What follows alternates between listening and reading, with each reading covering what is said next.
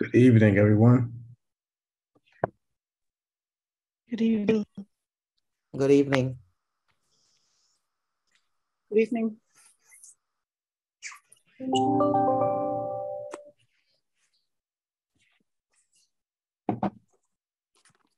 All right. Hope everyone is doing well today. We're going to get started. Good evening, everyone. Thank you for joining the Operations Management Budget and Government Accountability Committee for today, September 19th, 2022. We are streaming live from channel 96 on Comcast and channel 6032 on Frontier, and also through HPA-TV.org and our social media outlets. My name is Councilman TJ Clark. I serve as the committee's co-chair and the majority leader for the City Council.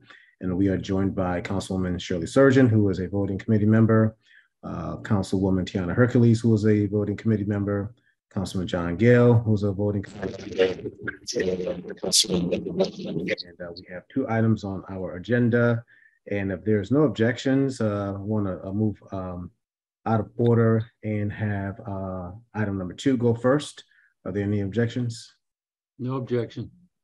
No objection. Right.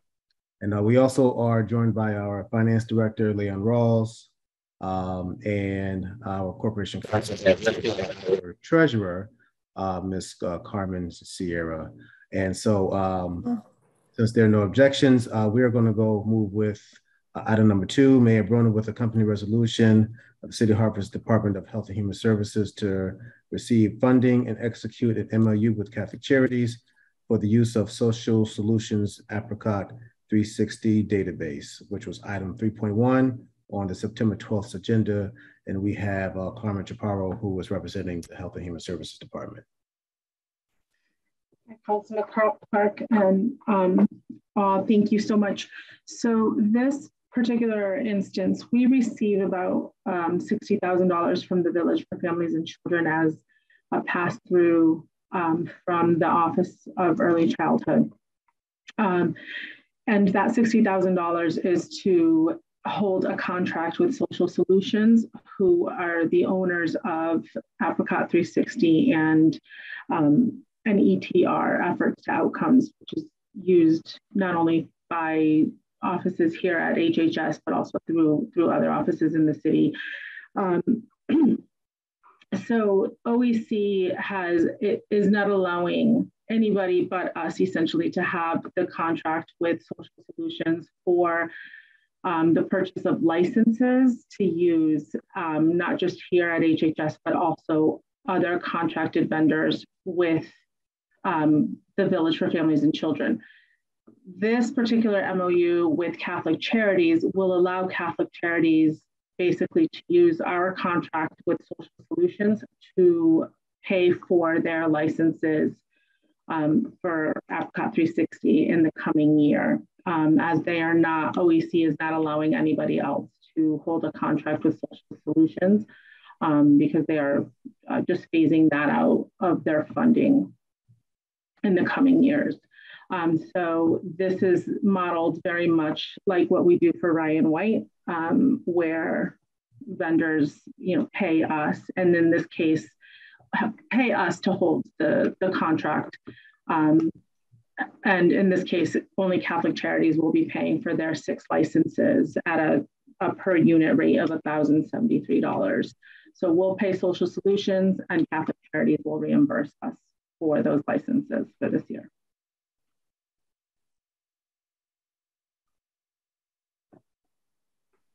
Thank you. So you said there was only there's 6 licenses that Catholic Charities is entering an MOU with? Yes.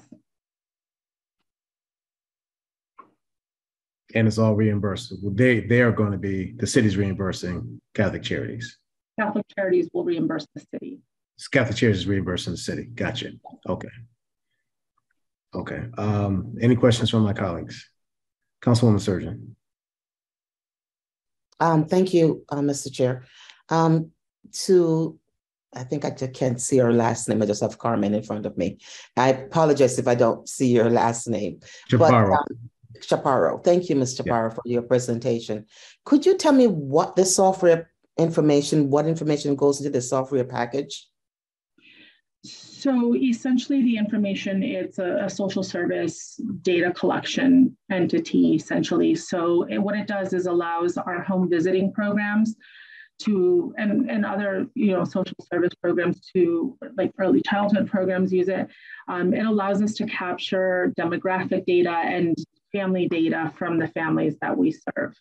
So it allows us to retain a database, and then allows us to share data across agencies. So if we have a family that is being seen by someone at Catholic Charities and also is a client of our MyUp program, we would be able to see that data captured in this database. Great. So again, through you, Mr. Chair. So basically, Catholic Charities is going to be putting that information in the database system from their interaction with their clients? Exactly, yes. So we'll be making the payments for their licenses, but Catholic Charity will manage their licenses and yes, hold all of the data and information about their families there by Catholic Charities. So could the information be also shared with the city? Yes, that's really the intent of the program, is to be able to see what the scope of services that a family is receiving throughout various entities and citywide, essentially. Again, through you, Mr. Chair. So is Catholic Charities the only outside organization who is allowed to use this? I mean, the city, it's a city license. But should anybody else want to be licensed or use a city license, can any other organization apply with the city to do so and reimburse the city for the cost? Thank you, Councilman Surgeon. I'm not sure.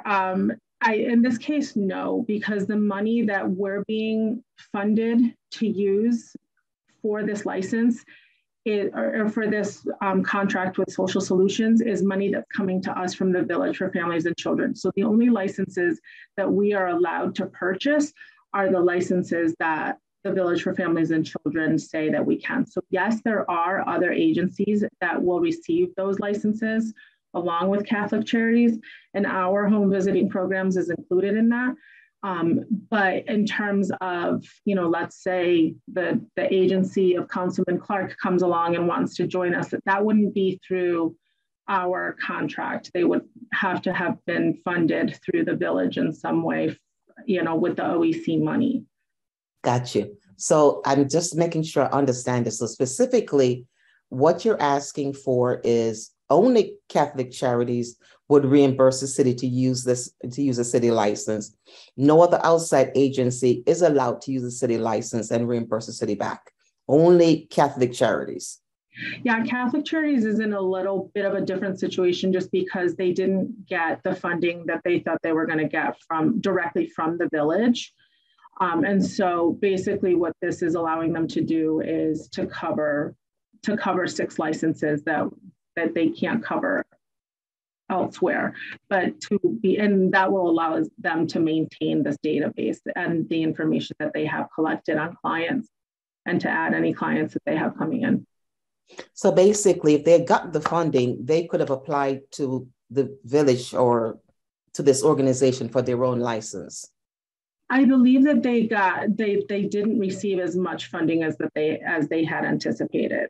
I think that that's the issue. And so Catholic Charities has asked, and the village has approved for us to buy the licenses, and then Catholic Charities will reimburse us back with other funds. Okay, great. Thank you so very much for that information, Ms. Shapiro. Sure, thank you. Thank you, Councilwoman Surgeon. Any other questions from my council colleagues? Councilman Gale. Yeah, thank you, Mr. Chair. I'm still confused. The outfit that's doing the licensing, they're just a software company. They sell software. Do I have that correct? They own ETR, and which the Department of Family, Children, Youth, and Recreation uses, and our MyUp program uses, and one of the programs through that is called Apricot 360. So yes, but they're the only ones, they're the proprietors, so they're the only ones that we can get these licenses from. This is the system that the city decided to use. I don't know, Liam, like what, 12 years ago, 10 years ago, a long time ago. Yeah, I mean, I sort of get that. My day job here is a lawyer, and we purchase software that everybody in my office, we have to get a separate license for each one of them in order to access the database. And the database is information that I put in, or another lawyer puts in, or another administrative person puts in. So it's one big database that we maintain, and everybody, when you have the license, can access it. I'm getting the impression that that's exactly what's going on here, that the city is collecting data, Catholic Charities is collecting data, maybe even the village is collecting data, and everybody can access it so long as you have the license. Yes. Okay, and I'm assuming that, maybe I shouldn't assume, but is there any privacy concerns here? The people that are being served, do they all sign off on allowing all their private demographic information, et cetera, to be shared by all the social service agencies? So yes, and also there is a data use agreement within, across the multiple agencies. So there's also, factors that were put in place to preserve client data through that data use agreement as well. And okay, so there's protections built. Does the village know that it all sounds a little strange, because it's like you said, the village only lets the city have the license, but does the village know that we're cutting this side deal with Catholic Charities? Is that a problem? No, actually the village pre-approved it. The village pre-approved it. Okay. All right, good. No, there's no side deals, Councilman. No side deals. It's all up and up, I swear. Yeah, and then who's OEC? You mentioned OEC? It's the Office of Early Childhood. So about 4 years ago, I think, the system of home visiting programs in the city was really vast. There was a really broad net. And when Commissioner Bai took over OEC, when she came in, basically what they did was they pulled back all of that home visiting money and then distributed it to one organization in a community. So in this case, we wrote a large proposal with the village, and the village received the funding, all of the home visiting funding, and then parsed it out to community agencies in the area. And so that's where, our role in that, and, moving forward, we want to remain have an active role at the table with our home visiting programs. And our role in that was to sort of be the holder of the data, and with the village be able to facilitate data collection for all of the individuals that were participating in the home visiting programs, for all of the individual agencies participating in the home visiting programs. Okay, all right. Well, I think I understand it, and it all makes sense. So thank you very much.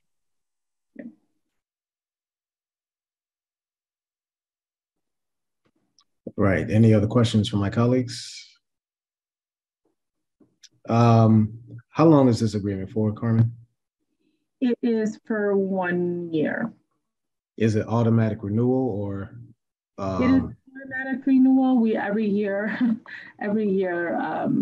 we have to renew the licenses with social solutions, and it's all contingent on funding. And how many organizations like Catholic Charities has this agreement with the city? So this particular design, it's just Catholic Charities at the moment. And then the village funds us to hold their licenses. Is there a particular demographic within the city that the health department is looking to capture in partnership with the village and Catholic Charities? Well, it's anybody that would qualify for our home visiting programs. So, in our department, as an example, we have MyOp and we have Healthy Start. So the maternal and infant outreach program. So women who are pregnant or have, or in that program, it's women who are pregnant, who are in their prenatal phases, and then we follow them for up to a year after they, a year postpartum. And that program predominantly, I won't say predominantly, but in general, we target many, I think mostly all women of color and predominantly Black and Caribbean women. Okay. All right, any other questions? The chair entertain a motion.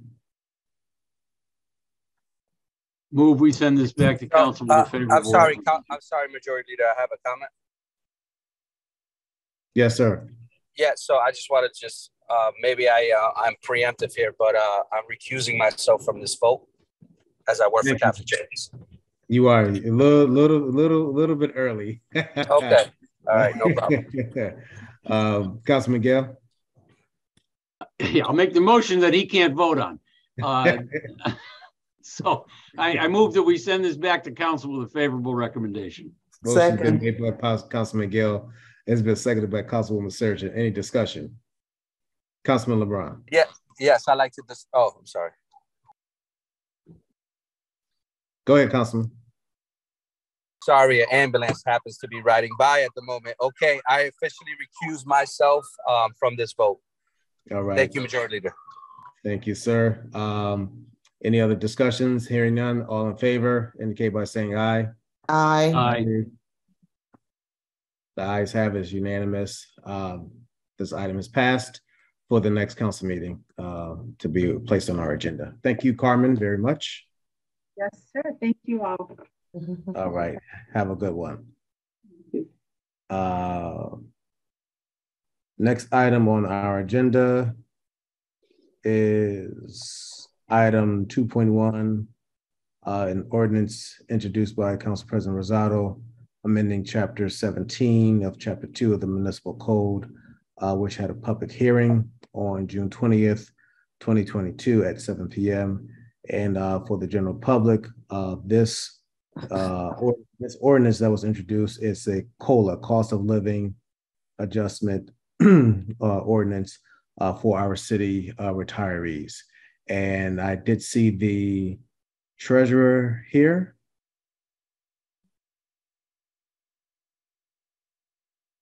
Maybe not. She probably stepped away, but that's okay. We have our. I think I think it was our treasurer was using another's phone. Okay, well, we will stay on for her to come speak. But I believe also too, we have our finance director that's here. Maybe wants to provide us with some information regarding this ordinance that's before us. Good evening, everyone. Thank you, Majority Leader Clark. My name is Leanne Rawl, Finance Director for the city, also interim CFO currently, and interim Budget Director. So one who wears many hats right now. We did not put this resolution forth. This is definitely coming from the Treasurer's Office. I would prefer it for her to give you the summary. I'm happy to wait a few minutes. But basically, it's for a COLA, or cost of living adjustment for the city's existing pensioners. From what I can read, there are 3 different versions of this resolution, 3 different possibilities of funding. I'm not quite sure which one the Treasurer's Office is looking to make top priority. But I can answer any questions related to the resolution if there are any existing questions prior to Treasurer making that presentation to you all. Thank you, Lee. And I know that we did have a presentation by the Treasurer's Office Counsel, Attorney Lisa Silvestri, which back in June, I believe, which outlined the 3 different scenarios, which is in the transmittal. That also too, I think as everyone understands, 3 options for us to choose. 2, I believe, was with dealing with are pensioners age 72. And then that's the first and the third. And the second option is the one that will qualify that are pensioners. So I did want to just let our new treasurer speak to provide any additional details or answer any questions that the committee members have. However, she probably stepped away. And I'm not sure if, well, while we are waiting, I'll wait a little bit. My council colleagues, we've had this item in our department, our committee, for a couple of months. Anyone care to share on their particular feelings regarding the cost of living adjustment for pensioners? Councilman Gale. Yeah, thank you, Mr. Chair. Yeah, I mean, it's a complex, it strikes me it's a complex matter, and it we've got the Treasurer's Office presented us with three options, but I mean, they're not without substantial price tags. And, one of the price tags is $1.5 million a year for the next 15 years. So, so I do think it behooves us to move forward with some deliberation here, and I don't know that we've really discussed it. We had a presentation, but I don't think every other time it's just sort of been postponed. We did receive, and I don't know if all council members got it. It was forwarded to me from the town clerk, a letter from retiree Sue Lang, who I thought wrote a pretty not that I agreed with everything she said, but she wrote a pretty good summary of what she saw as some of the unfairness to the treasurer's proposals. Some of the things that she pointed out, she said, why are you limiting the 3% to only people receiving $50,000 or under $50,000? So she said, so the person who's receiving a pension of $50,000 and $1 is getting 0, but everybody under is getting 3%. So her, I think she was proposing that everybody get 3% on the first 50,000 of their pension. That, that's going to come with a even bigger price tag, and we don't have those numbers. But it's worth. It seems to me it's worth having some conversation, maybe having some more input from administration. I know our acting everything here, as Leanne Rawls has indicated that administration would put it forward, but perhaps administration would like to give us the benefit of some analysis. Yeah, one thing I can mention, Councilman Gale, is that none of the three proposals presented by the Treasurer's Office are included in the FY23 budget. These proposals all have long-term effects on the pension liability and on the ADAC that the city has to pay every year. We are required to pay the ADAC every year per our contract assistance agreement with the state of Connecticut. So, if we're short $1, we're in big trouble because we would be pushed to tier 4 under MARB. So I believe that this resolution should be presented and discussed during the FY24 budget construction so that we can take into consideration the long-term effects that's going to affect the city's 5-year plan and projections that we do provide to the MARB. Plus, it'll give everybody time to put forth, a resolution that might be fair to all pensioners, give us time to run the numbers and the scenarios. But I believe, right now the fiscal 23 budget is very tight. And, this item is not in any of these scenarios budgeted for. Would, if I may, Mr. Chair, so if we postpone, if we continue to sort of postpone this till we get to budget season, as you suggest, can we anticipate that administration would come forward with its own proposals at that point in time? I believe Mayor Bronin is willing to discuss this issue at length with City Council, with the Treasurer's Office, and then come forward with something that is more palatable to the budget and something built into the budget. So definitely willing to open discussions about it. So hearing that, Mr. Chair, I guess I'm raising the question as to whether we should perhaps postpone this again to get what sounds like potentially lots more input. We've got a new treasurer, and I know this was the past. I believe this was the past treasurer's proposals, and we don't really have any much solid input from administration. And it apparently, I think we all knew it wasn't included in the budget, so it's be very difficult to spend it this year anyway. It would be, if anything, starting next July, perhaps. So I'm just, I guess I'll put forward a motion at this point to postpone this to the next OMGBA committee meeting. Before I entertain the motion, I did have some questions for our director of Hello. Finance. Here's our treasurer. Okay, so sorry guys, I had an emergency call, and I was asked to come and introduce myself, but I'm happy to at least let you know what we at with this. But if I recall, with the previous treasurer, we've been working with this issue way back in February, when we receive a lot of phone calls from retirees regarding their COLA. And as you know, the state has given COLA to their retirees. The federal government also have given a COLA to the, Social Security recipients.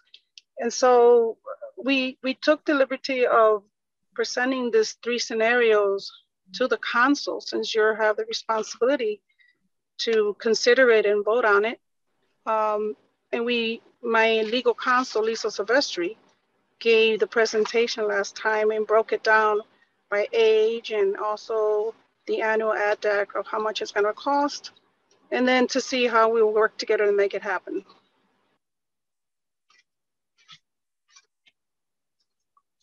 Thank you. So it's been on the agenda for a while. Yes. And I think everything has been clarified since, but go ahead. Thank you, Treasurer Sierra. Before you came on, it was just a discussion regarding the fact that these 3 scenarios that were presented, if passed, is not actually factored into this current fiscal year's budget. Am I correct, Leanne? Okay. Correct. So we were just having some discussion since this is the first time we've actually, as a committee, have had discussion around this this item since it was introduced and referred to this committee. And so we're just going around. I know there's some other council members that have some questions. Councilwoman Hercules. Thank you. And I guess it's not so much of a question, but more of a comment through you. And thank you, Madam Treasurer, for your comments, and Director Rawls as well. And while I definitely do respect Councilman Gale's comments, my concern with postponing this is that the mayor and the administration was aware of this well before the budget, and it was not put in it, despite our pensioners' consistent and very vocal concerns. And so my concern would be that it would, again, not be put in considered for the next budget. We right now, council, which has been criticized for not having a lot of authority, have the authority to do something that can be very significant for quite a few of our former employees. And I think for us to kick this down the road with the hope that it will be contemplated is a somewhat of a dereliction of our duty and responsibility. And so I would urge us not to postpone this. I do understand that it is unfortunate it wasn't considered in this year's budget, but here we are with the ability to do something. And I would urge us to do something and not postpone this very important issue that does affect quite a few number of people who have committed service to the city. Thank you, Councilwoman Hercules. I have a question so Director Rawls, let's say that this, any scenario of the three is passed by council. I believe according to the ordinance, it is effective upon passage. So how will that actually factor into this year's budget? I thought I saw, Councilman, that it would be effective July 1st of 22. Treasurer Vasquez, is that correct? Yes. Yeah, so it would include retro payments. So the full amount of whichever scenario is selected would be an unbudgeted expense for FY23. So worst case scenario, well, I don't want to say worst case scenario. So a scenario, this is passed. Any idea, if this is passed, any idea where the COLA will come from within this budget? The line item? You know, as I mentioned earlier, the fiscal 23 budget's very tight. As in historical years, there's capital projects that are not being done citywide because we only have so much funding every year to fund those priority projects for the cities, the infrastructure related projects. I'm not quite sure where the mayor would want to take these unbudgeted dollars from. You know, part of the administration's goals this year is to focus on the current workforce. As you know, the nation itself is going through a hiring issue. And right now we're trying to fill a lot of vacant positions. We're trying to retain our current workforce who are also being heavily recruited outside of these walls. So, you know, we've got some pretty big issues in front of us to deal with in this fiscal year budget. So I like to add, you know, it's been 14 years and these individuals who worked very hard in the city of Hartford for 20, 30 years have not received a COLA. We're talking, if you look at this, forget about the 1.5. I understand that's a big number for everybody. But at the end of the day, if you look at the number one over age 72, there's 1,412 individuals that have not, that at least it cost us $956,000 within the 15 years from now. The other group, which is over 72, makes less than 50,000, that's only 484,000. I mean, the city's not that bad of a financial state, we could say. I mean, but these individuals, the human beings that work very hard, and they call our office trying to get help just to meet their needs, you know? Oh, there is absolutely no disagreement, Treasurer Vasquez, that the retirees have worked very hard for the city. And that's why I believe, as I mentioned prior to you joining the call, that Mayor Bronin is willing to discuss this item and build it into future budgets if council and treasurer's office and mayor can all come to an agreement. This is a long-term liability that affects the pension liabilities and ultimately affects the general fund, right? So it is the current taxpayer dollars that are funding this COLA. And it's not a 1-year distribution of funding. This is a 15-year commitment. A 15-year commitment where this line item is not included in the fiscal year budget. We're asking for this item to come up during fiscal 24 discussions so that we have time to get the projections necessary to fulfill maybe these 3 scenarios or something that can be adjusted so that it addresses all pensioners. Prior to joining, Councilman Gale shared a story, shared a letter about someone who sounds like was making more than $50,000 and wouldn't be eligible for the scenario. So, you know, that's where we're going. We would like to bring this into fiscal 24. It does have a long term. It's a 15-year commitment. The pension fund is currently underfunded. It's only about 74% funded. So there's a long-term liability here associated with this request. Just keep in mind that the ADA, 15 years, yes, it's 484,000. If you do it for 20, it's 415. And if you do it for 25, it's 376. So again, keeping in mind, Councilman, this is your decision.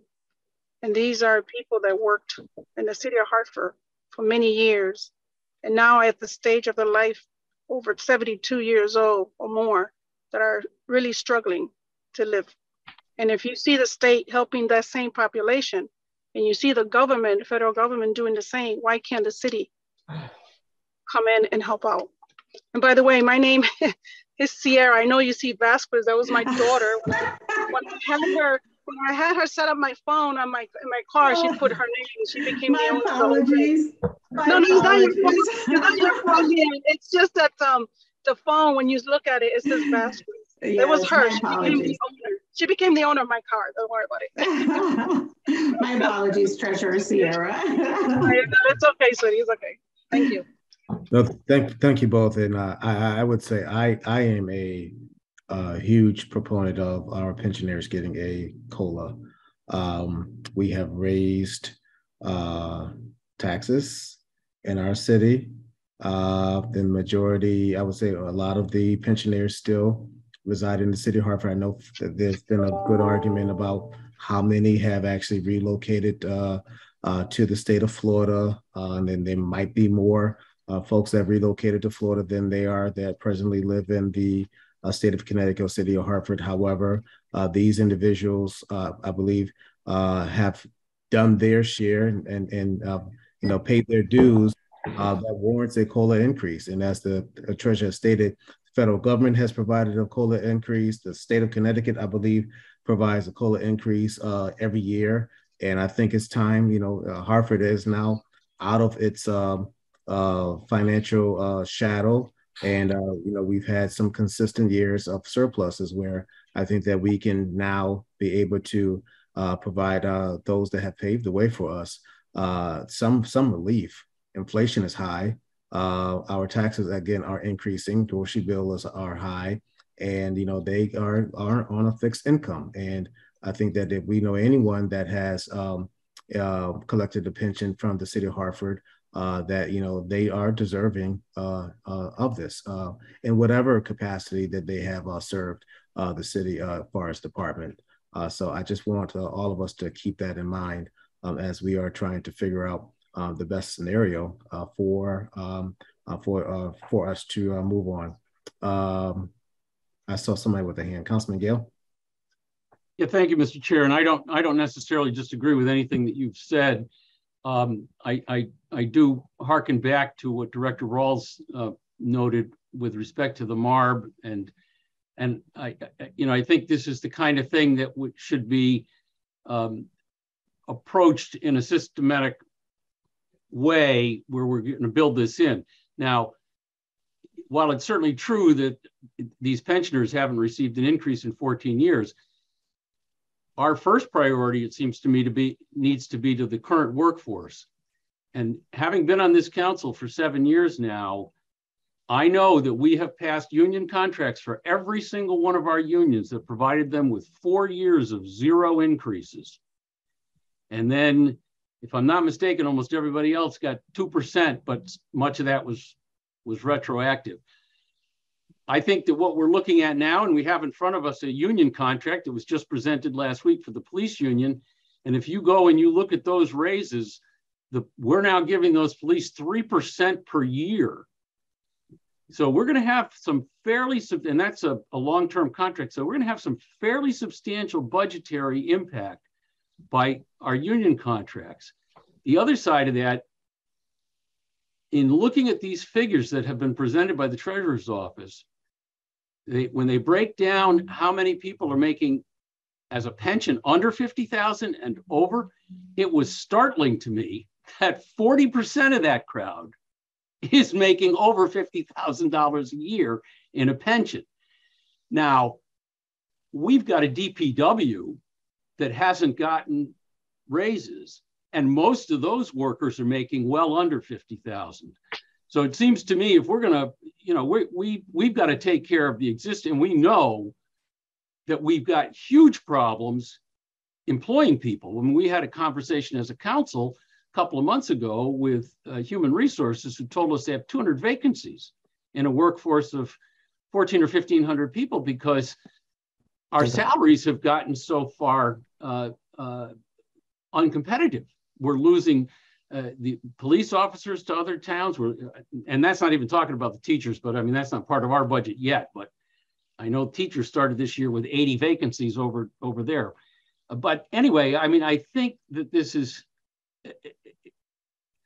as I said, I'm not, nothing that the chair has said am I unsympathetic to, but I do think this is going to require a larger conversation and a more systemic moving into it with an eye towards our budget, with an eye towards the MARB, and with an eye towards equity and fairness to everybody, in particular our current workforce, before we start looking at our retired workforce.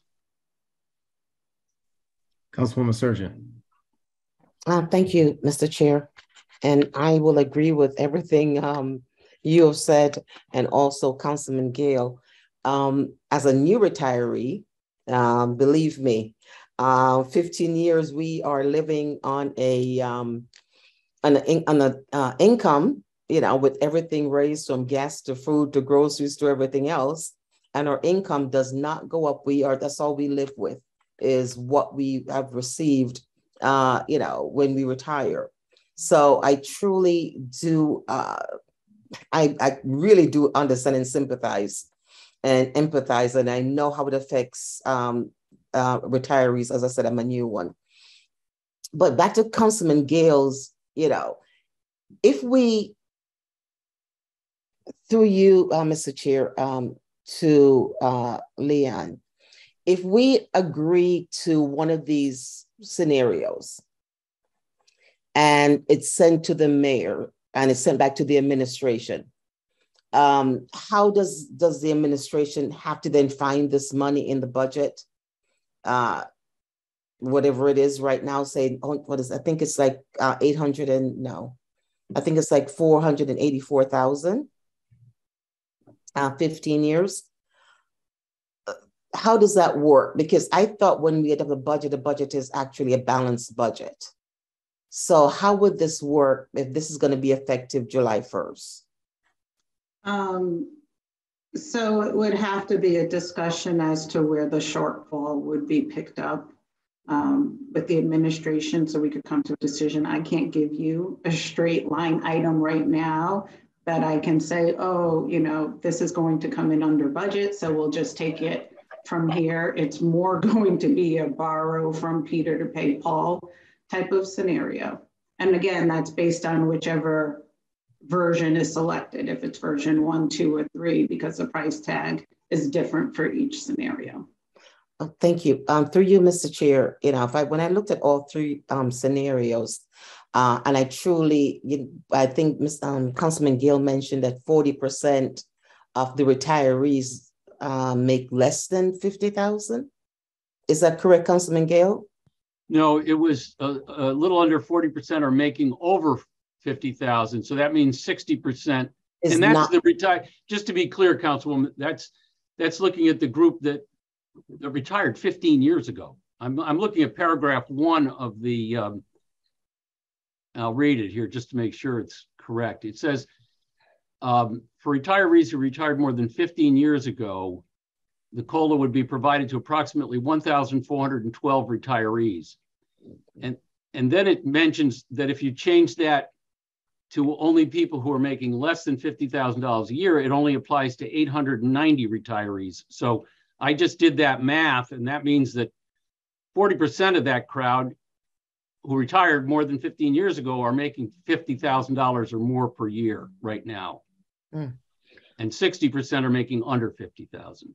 So through you, thank you, Councilman Gale, for that explanation. That makes it better for me to understand. So through you, Mr. Chair, you know, if from this discussion, I would recommend we go with scenario number 3, which would affect 890 people, and it's a lesser amount, you know, less than $500,000 over the next 15 or 20 years.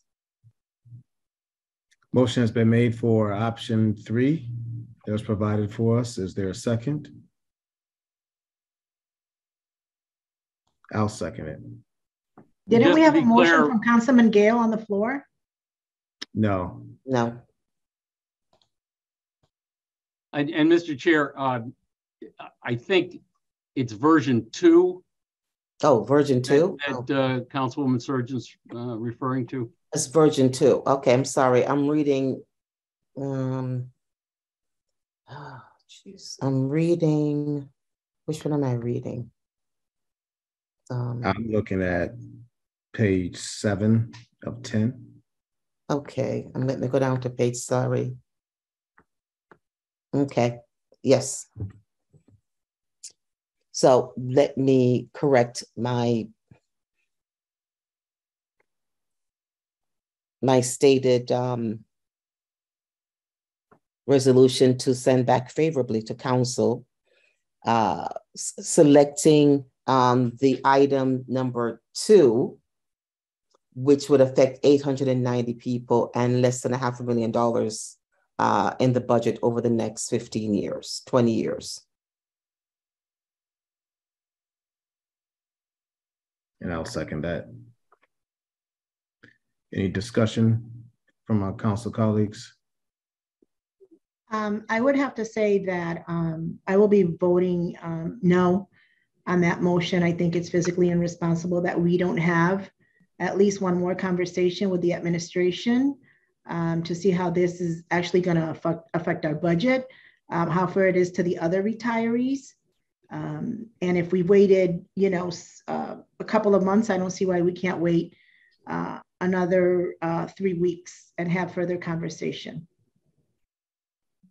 And, I agree with everything that all of my council colleagues have said, even what Councilman Gale has said, but I wouldn't want to rush into a situation just to get this resolution through without having further conversation with the Treasurer's Office and with our finance department.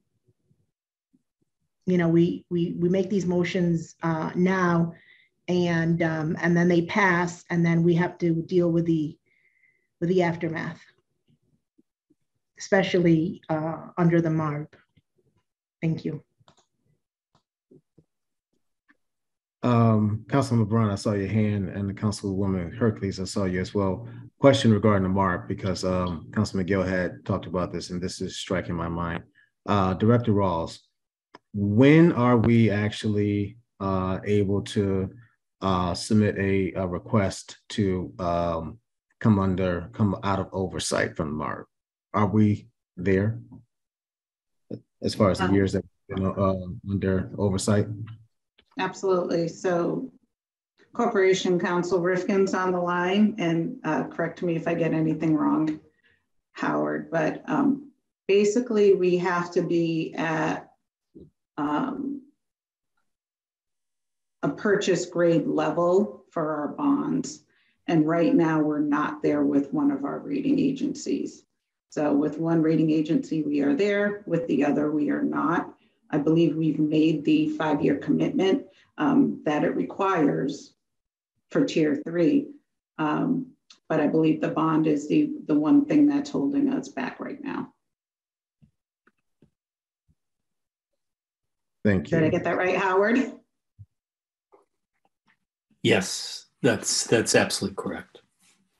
I'd also just point out that there are actually 2 levels of analysis that you have to do. One is the question you raised, Councilman Clark, but the other is we also have a contract assistance agreement with the state that requires our maintenance of certain level of fiscal responsibility. And so I think any proposal which would have the effect of increasing the ADAC over a period of time would need to be viewed in that light as well.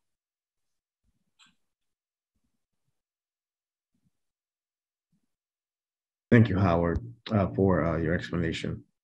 I did forget about the contract assistance portion too.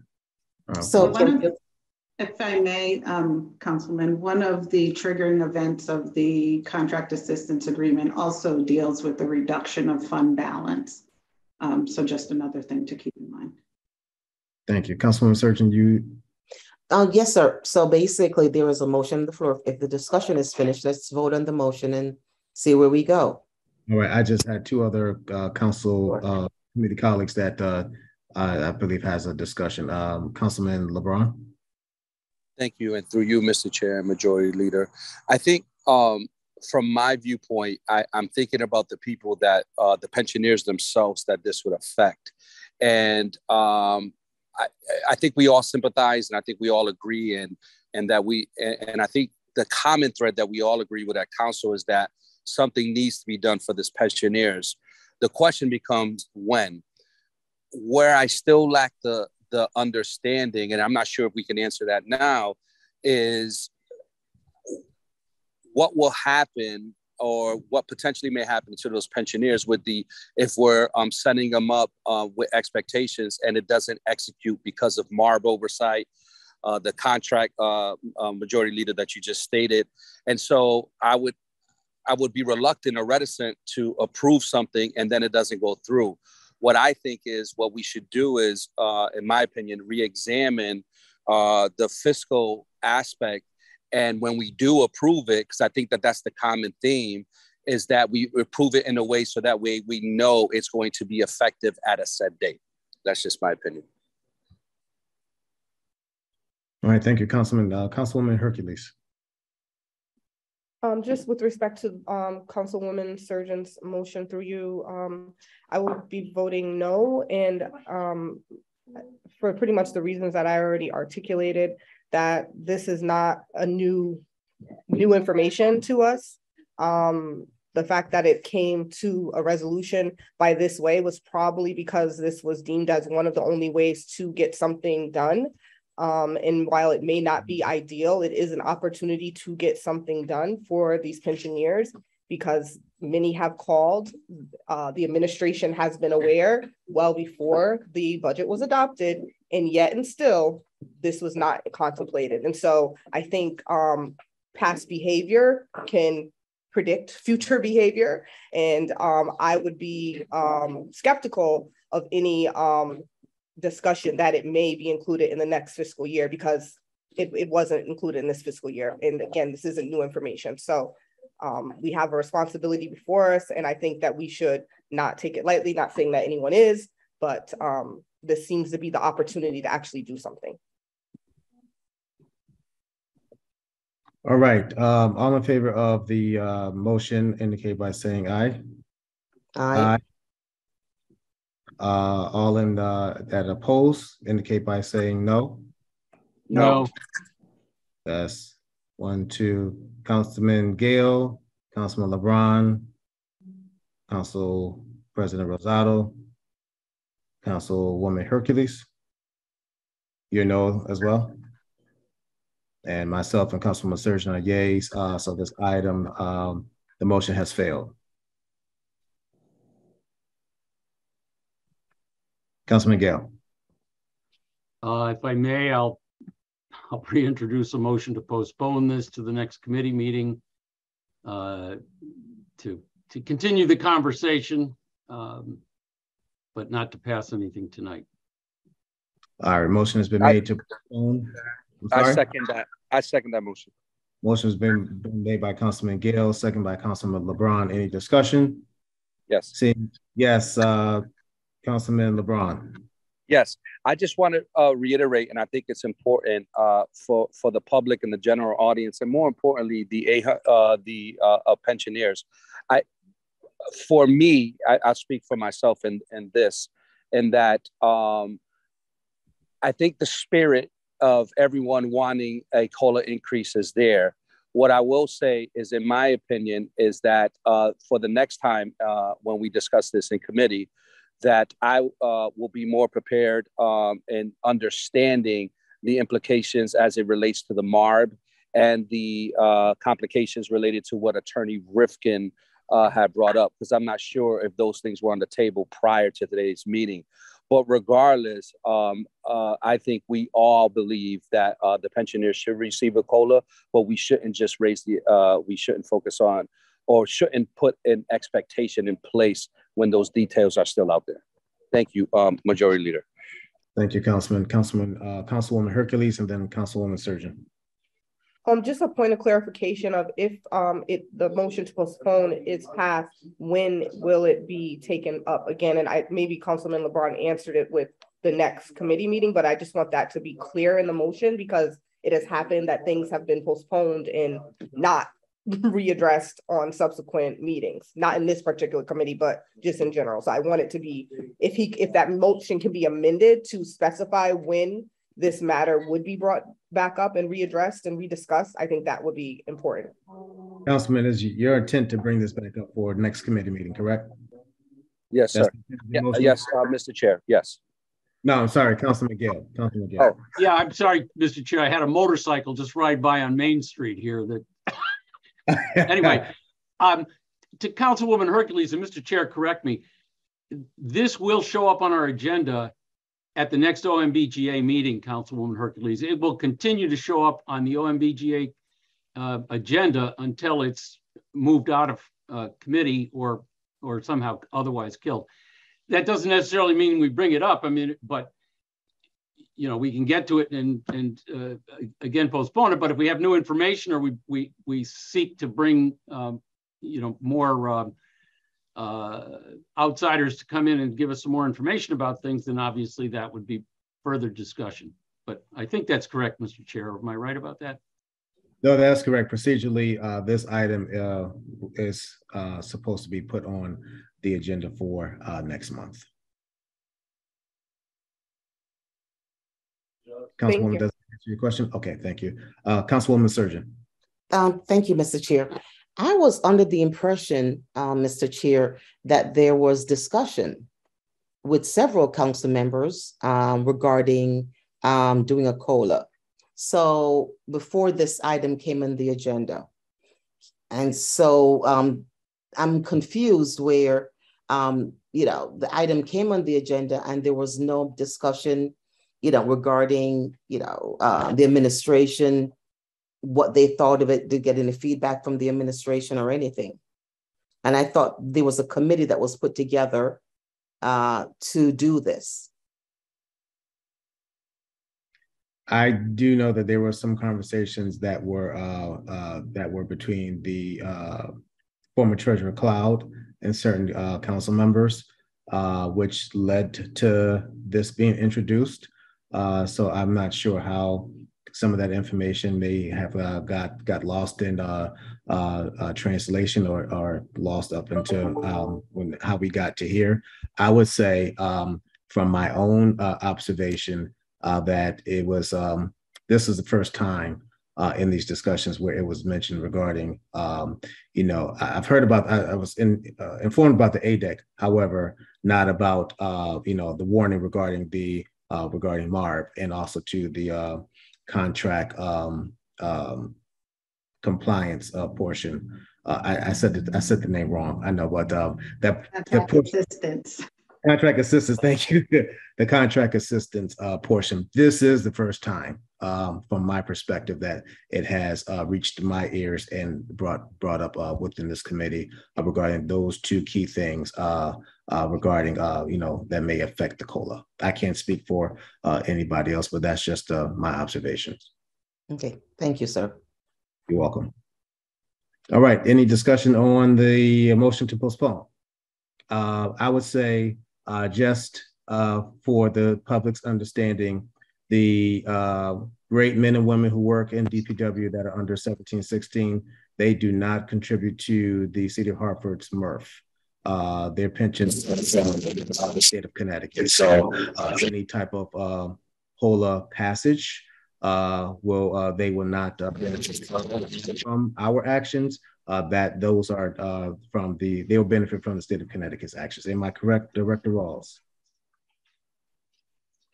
You are correct. I mean, but I think Councilman Gale was speaking to 1716 members in their active capacity and their existing contract increases or zeros.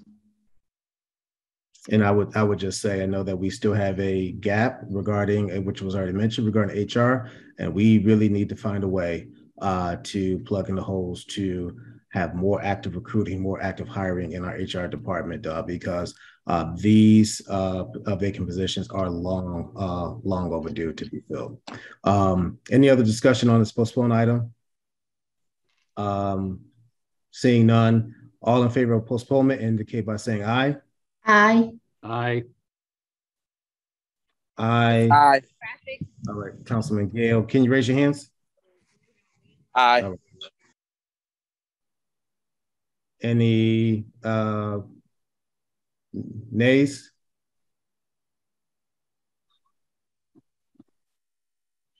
It's a tie vote. I don't know that we've ever had a tie vote. 6 either.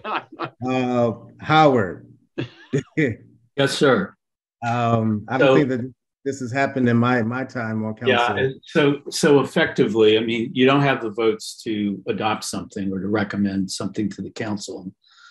You have a tie vote on a motion to postpone, but if you don't take this item up in any way, it automatically will roll over to the next agenda. Okay. And then whether you take it up and discuss it and vote on it will be a matter for the committee at that time. So effectively, unlike with the city council, a motion to postpone an item in a committee really has the fact that you did not take action to move it out of committee this time would mean that it will just automatically appear on the agenda at the next meeting. Okay, duly noted. Thank you for that clarification. All right, so this item automatically, as Corporation Council said, will come back again on our agenda next month. And seeing that we have no other items to discuss for our committee meeting, I bid you all a good night and have a great rest of the week. Take care. This committee meeting is now adjourned. Thank you. Thank you. Okay. Bye.